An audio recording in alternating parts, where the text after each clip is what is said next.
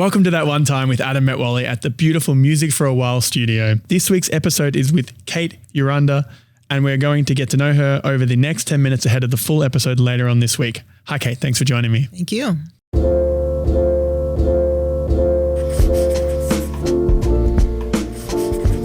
Of course. So who are you? What are you best known for? And for somebody who doesn't know you, why should they listen today? Yes, so I'm a filmmaker.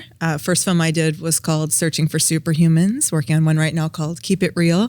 And I interview people who are experts in all different fields. So especially human potential, what we're capable of. So mindset coaching. So I do a lot of mindset coaching. I teach Qigong, all about meditation, and just anything that makes people feel empowered and make them feel healthy, whole, complete. And so I'm just here to give people solutions that are creative and fun. And my website is called Dream Bold Network. So that's where you can find all my work. I do a lot of art, trying to really restyle ancient wisdom, make it fun and exciting. And I think people should check it out because I'm very solution-based. A lot of solutions out there. Great. And what's the best experience with the law of attraction in your life?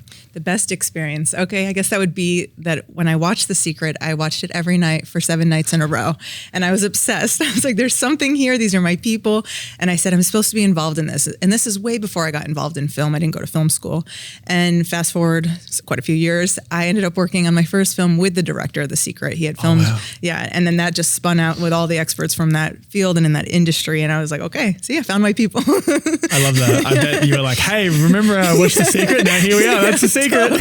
My family thought I was crazy. They're like, really? We're watching this again tonight? I'm like, there's something here. I have to know this. I have to find my people. I've never actually watched it. Really? Yeah, I should watch it. Oh yeah, you should totally watch it. It's been around the traps for a while. Mm-hmm. What is the most impactful thing somebody listening today can do to tap into the law of attraction? So the thing with law of attraction is that it's working 24/7 for all of us, whether we're aware of it or not. That's the real question. So it is working, it's happening. The universe is responding to our thoughts and our emotions. We're always in that process of creation. So whatever we're signaling out to the field, that's what's going to show up. So it's really a matter of getting curious about it and exploring and having fun with it and just saying, okay, this is happening. These are the universal energy laws, the laws of nature. Might as well have some fun and explore and experiment with it. And, a lot of people, I think that it doesn't work for them or it's not real. And it's like, it's happening and it's real. Our personal inner world is creating our outer world. So it's really just about opening your mind and just diving in.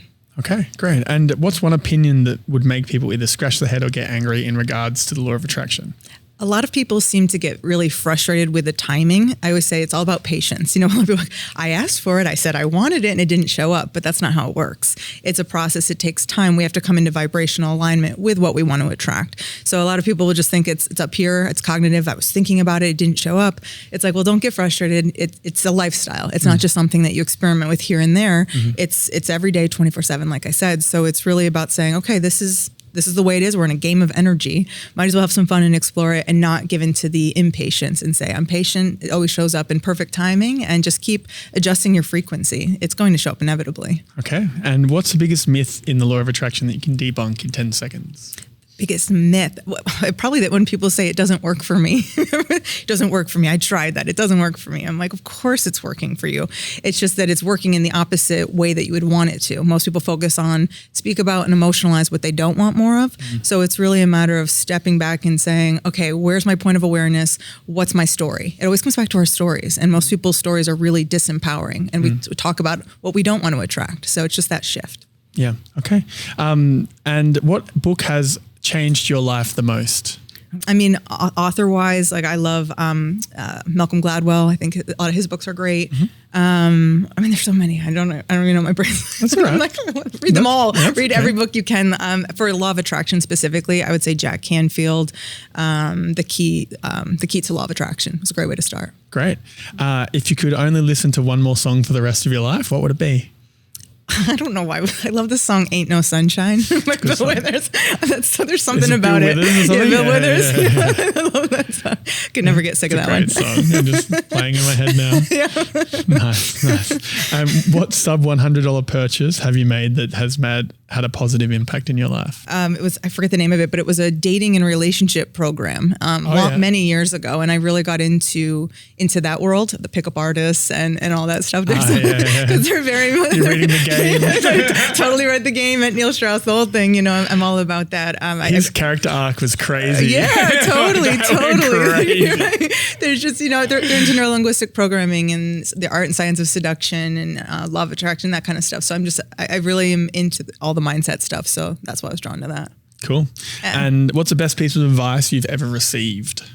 To live life fully, wildly, and just unapologetically, to just be you, just unleash your true essence in who you are. Great. And what's one weird daily practice you swear by, even though people think it's strange? I don't know if it's weird, but I try to make sure that every day I incorporate dance.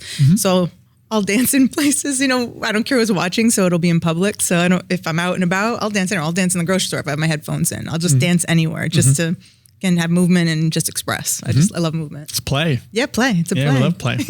Nice. What's one app that everyone should have downloaded on their phone? The new one I'm really into is Perplexity. It's faster than Google. Right Exactly. Just in case. Yeah, I'm like, everything's it saves you time faster than all those Google searches. And I'm definitely getting more and more into the AI stuff for sure. I just paid for the $200 a month ChatGPT, so I'm going to start seeing if it actually adds value to my life. I'll come back to you. There you I go. did it yesterday. Oh, nice. Okay. In preparation for this episode, it didn't help yet. So I just went back to my old process. I didn't figure it out, but I'm sure there's something. What advice do you wish you'd received and actually believed when you were 18? You know, people back then always used to say, you know, be yourself. And I think at that point, that young, I was always just so worried about what other people thought. And I wish I had just really listened to that, because it took me a long time to stop worrying about what people think, stop being a people pleaser, and to just be myself. Yeah. Yeah. It's a hard one. You're trying to find your place in the world. Yeah. Who's the most famous person's contact that you have? It could be an Instagram conversation or a follow. It could be a number. And how did you get it? Let's see. I think it's probably an obvious one in my world. So probably Brooke Burke from Dancing with the Stars. She's one of my best friends. We've partnered up for healing, and I had randomly reached out to her on Instagram. I sent her my movie trailer, and she said, "Hey, can we jump on a phone call?" And in 15 minutes, she was like, "What are you doing this weekend? Can you come to my house?" I said, "Yeah, I'll be there." And the second I met her, we just started healing together, and we've partnered up. Now we do retreats, and she's just my homegirl. Nice. I absolutely love her. Yeah, she's the sweetest person ever. She's beautiful. That's a very nice organic way she's to make a friend. Yeah, she's amazing. Great. What's the strangest compliment you've ever received? Gosh, probably, I don't even know how to say this. It's probably something to do with extraterrestrials, that like the alien stuff that I'm into, my ability to kind of channel or connect with extra higher intelligence, I guess you could say. It's probably that I'm an alien. Like, what are you, an alien? Because it's a strange compliment. They're like, you're so connected. That's such a channel, you know? Okay. Yeah. Okay. And my last question for the rapid fire is, what's the craziest story you've been a part of that still makes you go, wait, what? I guess my whole life I've just had paranormal activity, a lot of that. So I'm very... Tell me about one. I mean, I grew up in a haunted house. It was the extreme stuff. It was the door slamming, piano playing on its own. No. Oh, the crazy stuff. Tell me an example of one of those stories that is like front of mind right now.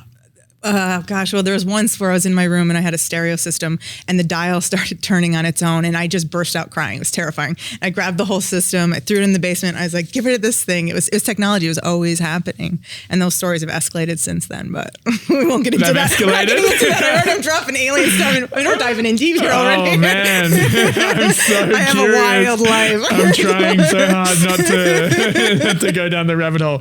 Well, I love the rabbit hole. We can I'm not in the rapid fire. All right. Well, this is going to be interesting. I will see you on the other side. All right. Sounds great.